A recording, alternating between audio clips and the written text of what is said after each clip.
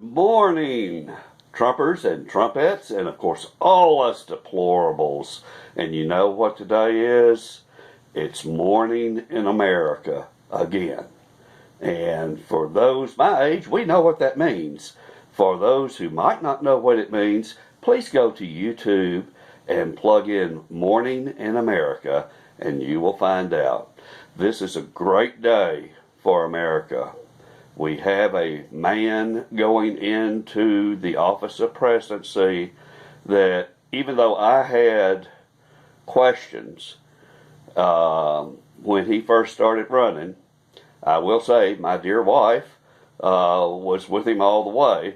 And after it became clear that he was going to be the nominee, I figured I need to either get behind him or get behind Hillary. And of course, that ain't gonna happen. Anyway, I've been enjoying the coverage from D.C.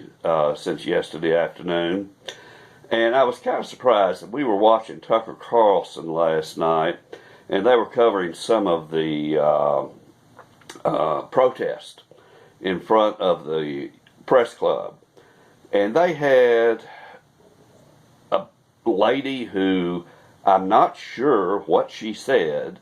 As Charles Krauthammer said later on Tucker, she was completely incoherent. And then they had some preteen boy who admitted to starting a fire in the middle of the street. Now, what kind of parents take their child, their preteen child, in the middle of a protest in Washington, D.C., and allow him to start a fire? And then he said, screw our president. Well, guess what? Last night, Obama was your president, boy. And anyway, I'm going to include the interview between Tucker and Charles Krauthammer on this someplace.